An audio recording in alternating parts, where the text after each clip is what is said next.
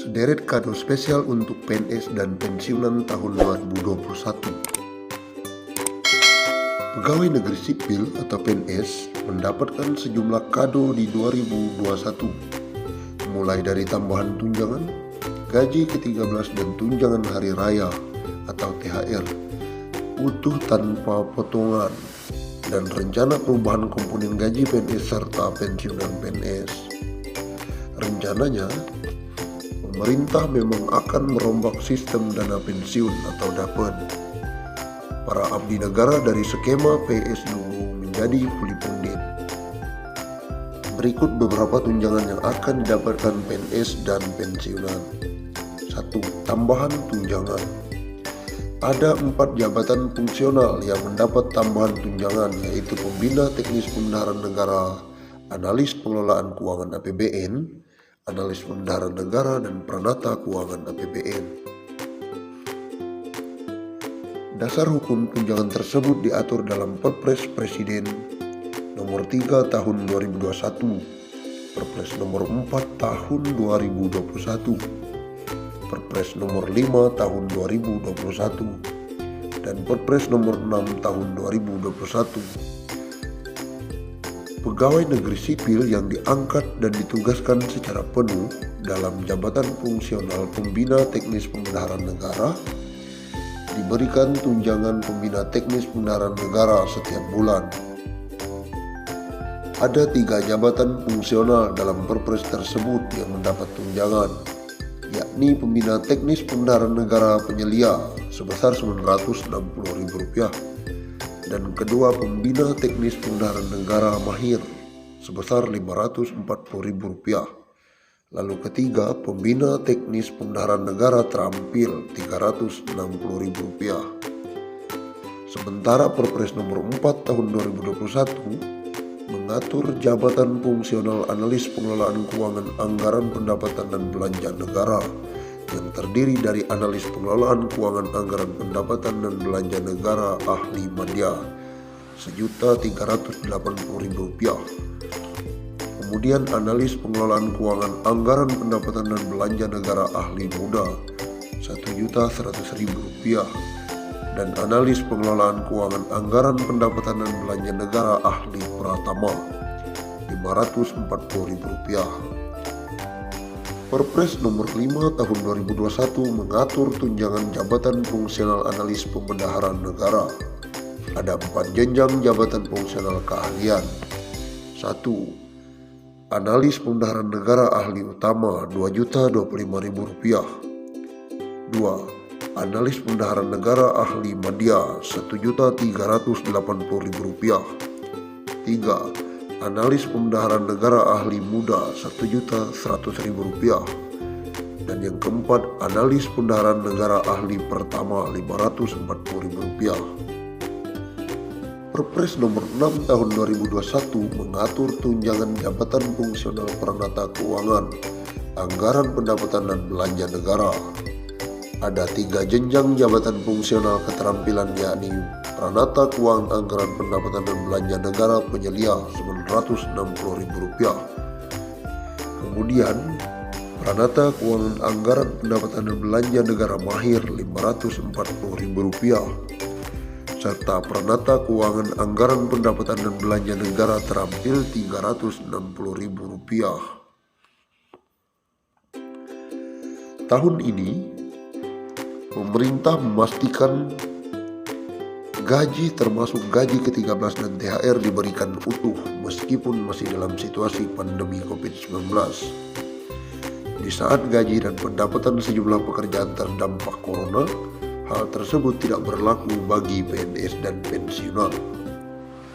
Direncanakan pemberian THR dan gaji ke-13 dalam tahun 2021 secara full, kata Direktur Jenderal Anggaran Kementerian Keuangan Askoladi. Menurutnya, anggaran untuk THR dan gaji ke-13 sudah dimasukkan dalam Anggaran Pendapatan dan Belanja Negara atau APBN 2021. Oleh karenanya, ini diharapkan bisa membantu para PNS untuk tetap melakukan belanja. Saat ini rencananya sama dengan kebijakan sebelum COVID-19. Nanti akan dilakukan monitoring implementasi di 2021 sebelum dilaksanakan, kata Askolani. Kebijakan THR dan gaji ke-13 PNS sudah tercantum di dalam Undang-Undang APBN tahun 2021 dan masuk di dalam alokasi yang telah diperhitungkan di dalam alokasi dasar formula untuk daerah, yakni daerah dana alokasi umum atau DAU daerah. Adapun total DAU termasuk di dalamnya komponen gaji 13 dan THR sebesar 390,2 triliun. DAU sebagaimana dimaksud pada ayat 12 telah memperhitungkan formasi calon pegawai negeri sipil daerah, pegawai pemerintah dengan perjanjian kerja, gaji ke-13 dan tunjangan hari raya. Sama seperti pemberian gaji, maka pemberian THR dan gaji ke-13 diberikan kepada PNS aktif hingga pensiunan. Anggaran setiap tahun pun selalu disiapkan. Berikut 13 kategori penerima yang akan menerima gaji ke-13 dan THR secara penuh. 1. PNS, 2. Prajurit TNI, 3. Anggota Polri, 4. PNS, prajurit TNI, dan anggota Polri yang ditempatkan atau ditugaskan di perwakilan Republik Indonesia di luar negeri. 5. PNS, prajurit TNI, dan anggota Polri yang ditugaskan di luar instansi pemerintah, baik di dalam maupun di luar negeri yang gajinya dibayar oleh instansi induknya. 6. PNS, prajurit TNI, dan anggota Polri penerima uang tunggu. 7. Penerima gaji terusan dari PNS, prajurit TNI, atau anggota Polri yang meninggal dunia, tewas, atau gugur. 8. Penerima gaji dari PNS, prajurit TNI, atau anggota Polri yang dinyatakan hilang. 9. Hakim dalam jabatan hakim media muda ke bawah atau hakim dengan pangkat kolonel ke bawah di lingkungan Mahkamah Agung dan badan peradilan yang berada di bawahnya. 10. Penerima pensiun dan penerima tunjangan. 11. Pegawai dan pegawai negeri sipil pada LNS, LPP, dan BLU. 12. Pegawai lainnya yang diangkat oleh pejabat yang memiliki kewenangan sesuai dengan ketentuan peraturan perundang-undangan. 3. Calon PNS. 13. Calon PNS.